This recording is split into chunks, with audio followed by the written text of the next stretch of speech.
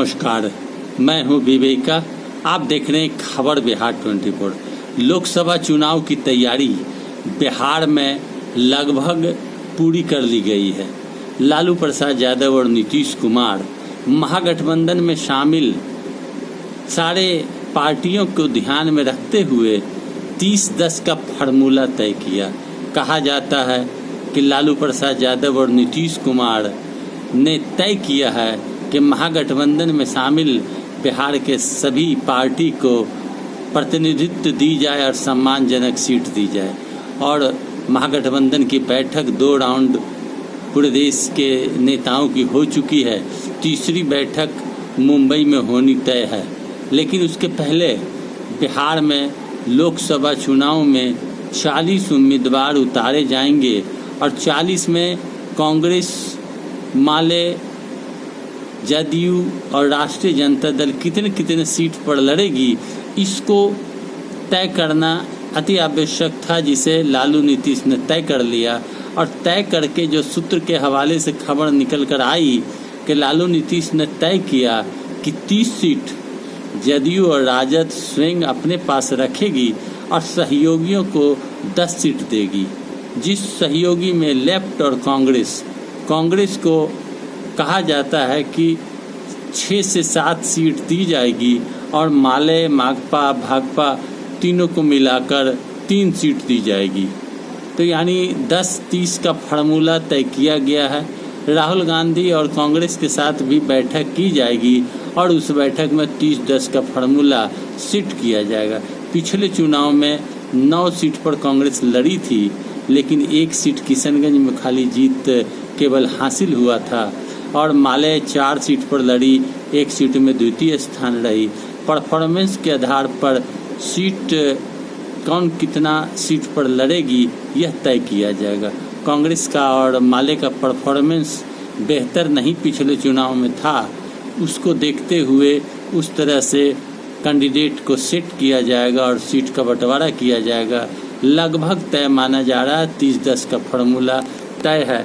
यह भी आपको जानना होगा कि महाराष्ट्र, उत्तर प्रदेश, बिहार और बंगाल में कांग्रेस की जनाधार कमज़ोर है।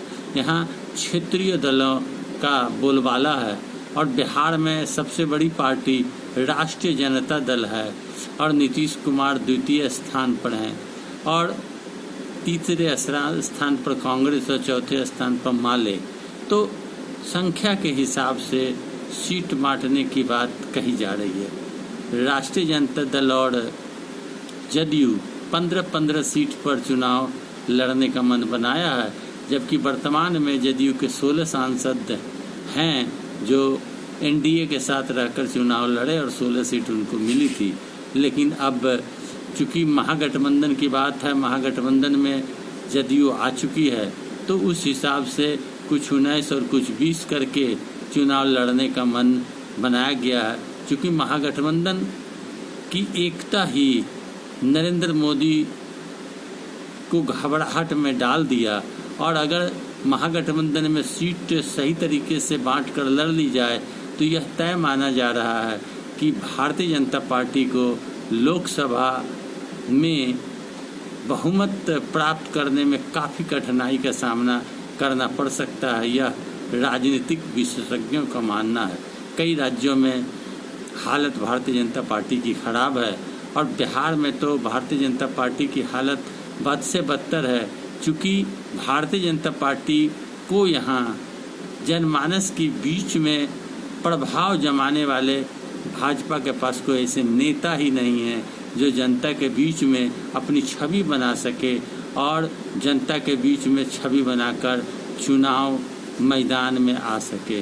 बिहार में जितने भी भारतीय जनता पार्टी के नेता हैं वो बैसाखी के सहारे यानी नीतीश के सहारे अपनी दुकान चलाते रहे, लेकिन स्वयं का पहचान कोई नहीं बना पाए। मोदी का नाम और नीतीश के नाम के सहारे चुनाव जीतते रहे, लेकिन अपनी पहचान नहीं है। भाजपा बिहार में इस बात से चिंतित है कि बिहार में कोई ऐसा नेता नहीं जो जनता के बीच में अपनी पहचान बनाया हो। इसलिए हालत भाजपा की बुरी है। 40 सीट पर चुनाव महागठबंधन लड़ेगी और महागठबंधन 40 सीट जीतने का दावा करती है। वह तो वक्त रहते पता चल पाएगा कि कौन कितनी सीट पर जीत दर्ज करते हैं। लेकिन वर्तमान में 30-10 का फॉर्मूला तय हुआ है जो निकल कर सामने आया, मैं आपको अवगत कराया हूँ।